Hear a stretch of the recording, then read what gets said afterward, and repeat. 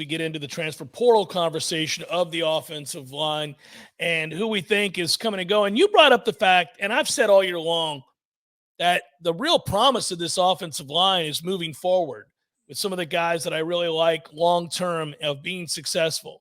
I felt like for a long time, if he could ever get healthy and could stay out there long enough, that Thomas Schrader was going to be a big part of what they were trying to do. We know Bless Harris can come back. Let's hope he does. He was going to be a starter all year long. He was your better option at right tackle. Caden Lyles was a guy that got hurt before the season even began. Of course, he came in from Wisconsin. All these guys that you realized were supposed to play, didn't play, could play, but have been hurt. There are a lot more guys to name like that, and some of them are also just young, being held out the requisite amount of time to get their bodies right. I just think it all adds up depending on who comes back and then who emerges from that group that was allowed to build in a normal manner. I think Florida State could have a very, very good starting offensive line next year. I'm excited about that right off the bat. Just get that out there. I think it's one of the reasons that you cling to when you think Florida State's going to be good year over year. A lot of times we tend to our eyes are drawn to the sexy positions without question: quarterback, wide receiver, running back, linebacker, defensive back. But the trenches, if you're consistently good there, you give yourself a chance to develop at all those other places. Florida State's not been consistently good in those places, in that place specific, and therefore those skill position players never really had a chance to shine. So to me, being able to carry over a little something, also add to it, is exciting when we talk about the offensive line. Yeah, the evolution of what's gone on here with the offensive line is really fun to document because it just keeps on getting better. 2 years ago, it was they really didn't block all that well in either phase, pass blocking or run blocking, and yet they were responsible and they were on the field for explosive plays on the ground. Yeah.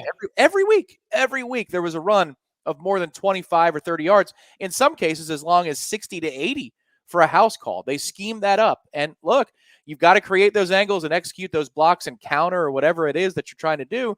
And so that was a feather in the cap that we had not seen from a Florida State offensive line in several years. Now, this particular season that's just been put in the books, they were able to do things like run outside zone straight up against Clemson. I mean, that is crazy to me. And while they didn't win the line of scrimmages consistently against Florida, in that final game of the year, they still ran the ball really effectively for long stretches of the game. I'm not talking about Jordan Travis shedding 4 potential sacks. I'm talking about Trey Benson going for over 100 yards. And when they had to ice that game in the fourth quarter, how did they do it? The traditional run game. But the one thing that's left now for this offensive line is when it's 1st and goal from the 2, 3rd and goal from the 1. Can you just man up? Yeah. 4th and 1 from the opposing 26-yard line, and you want to go for it. And it's 1.5 yards. It's not inches. Can you run between the tackles and go get it for your team? Against the better defensive lines, they're not there yet. And so I find this interesting, this little nugget.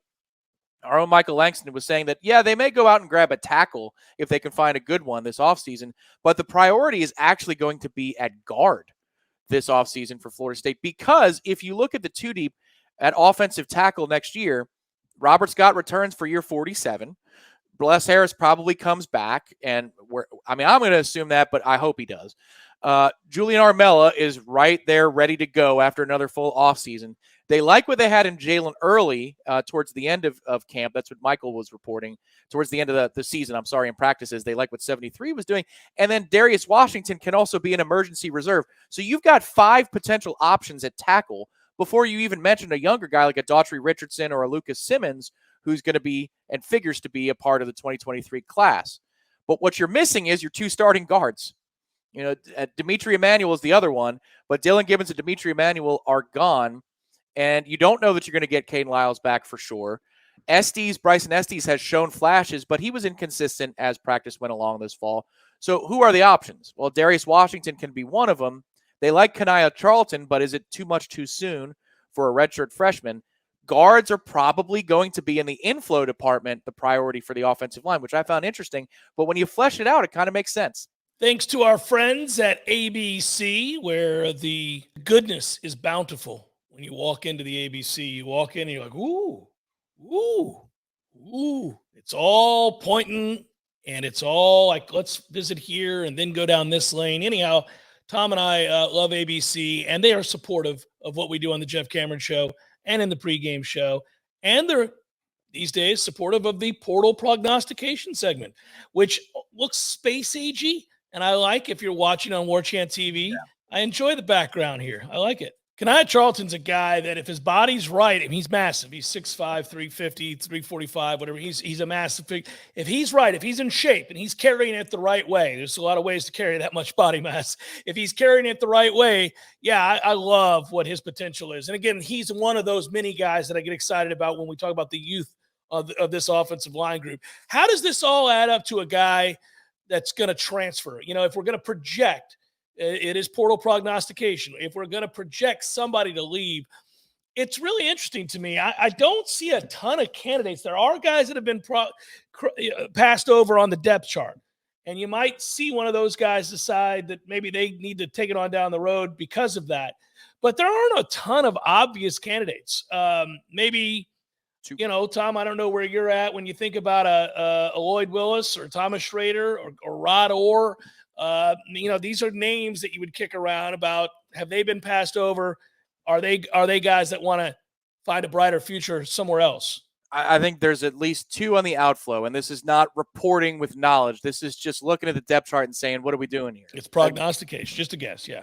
Last spring, Mike Norvell went on record and said that this is a huge camp for both Lloyd Willis and Rod Orr. Well, we talked about it at length at that time. That chance that Lloyd Willis was given, I kind of felt like that was it. Every opportunity was extended. Now, this is also something you can try one more spring camp. There is no rush here to have to hit the portal in December. And maybe at the time of this recording, somebody just clicked and put their name in it. And, you know, that's the name of the game these days in the 24/7 marketplace that we're in. But Lloyd Willis was extended every opportunity. Rod Orr has always been a project. That was even known when he signed at Florida State, that it was going to take a longer time. But you're recruiting over these guys. You know, Zane Herring might be another player that if he doesn't have a big-time camp, maybe he's somebody who looks at an option where he can play more consistently. For Thomas Schrader, I find that one really, really fascinating because he was available, then he wasn't, then he was available again, in full pads in the course of the football season. And I said, 67, there he is. But I've got to see it to believe it with Thomas Schrader if he's physically capable of playing the position. Some guys, they're just so banged up, and it's hard to ever count on them. Certainly if I'm doing the number crunching as the Florida State offensive staff, I'm saying that Schrader's a bonus. I'm not going to depend on him to be one of the replacements at guard next year. Could he be? Absolutely, he could be. But am I going to put my season success on him being in the 2 deep? Nah, that would not be wise. So, yeah, and it was interesting to me, Tom, like even a kid like the Stickle kid was playing ahead of him for a while there at center when he would get backup reps. And I just didn't know what that meant. You know, at the time I thought, well, is he just not all the way back? Is Schrader just not all the way back? And I guess that's what I took it to mean. And we don't want to speculate too much because, again, we're not really allowed to when it comes to a player's health. But that was understandable. What's interesting, though, is center itself is a position of need. So, you know, it could be more than just guards that are the priority. Maurice Smith was a godsend this year, as it turned out. He was somebody that nobody was counting on, or very few were counting on to actually win the starting job outright since they went and got Caden Lyles in the portal. Didn't know if he was going to be available early in the year, as, you know, for like the LSU game. And then the dude never came off the field for a meaningful snap, which is pretty amazing considering what kind of questions were around Maurice His Smith. Injury history, his lack of size, sure. All of that. And so now he's a mainstay in your interior plan for next year. You probably want to prioritize another center. Again, Darius Washington can play there in an emergency, but you might want a true center if you don't get Lyles another year of eligibility. So a huge domino to fall, I think, in the math that they're going to do for the interior of the line is whether or not they can get another year for Lyles, if he even wants another year. But that would be a big announcement. There's some announcements of guys coming and going and things that, you know, it's not that big of a deal. But if Caden Lyles gets another year and he's returning to Florida State, that's a huge deal in terms of fortifying not only center, but somewhere in the interior of the offensive line at guard. Yeah, we're all waiting on guys like that to decide whether or not he's going to come back. Bless Harris could decide not to come back or go, or come back. Obviously, we hope he comes back. He was going to be the starter this year before that injury happened. So, yeah, I can't think of an obvious candidate. I think we kind of glossed over some guys that potentially we wouldn't be surprised to see their names enter the portal. But this isn't one of those position groups like we've had with some of the others where you're like, "Ooh, man, there's just not enough footballs to go around." It's an offensive line. You can spread them out. So it's not quite the same as it is where, they need the football. Well, and the other thing is they are not afraid one bit, this staff, of moving guys from tackle to guard, moving them all around the offensive line. So, for example, Jazz Turnitine came in. He worked pretty much exclusively in fall camp at right tackle. And then by week 1, they wanted him to be at right guard out of nowhere. So maybe some of these guys that are projects on the edge or vice versa, they move them around and they find a home for him in a different position. I suspect that some of this question will be settled now, but then more than likely they're going to go through spring camp, and that's when you're going to know who's going to stay and who's going to go. There's some big names out there that have entered the transfer portal. Alabama is losing an offensive tackle. Oklahoma is losing an offensive tackle. There are others that you'll hear about throughout the course of the day in the coming days, as this is a free-for-all. And a lot of guys are deciding that maybe they're not wanted where they currently are, or that the opportunity is greater somewhere down the road. So we'll do this every day. We'll go through the different position groups. It's a lot of fun to do. And again, some of these we're not saying it's a guarantee that this many people go or don't go. It's just kind of, let's look at the roster. Let's vet what we have, what seems to be a reasonable prognostication as to who's coming and going. Jeff Cameron, Show 93.3, Real Talk Radio, and Warchant TV.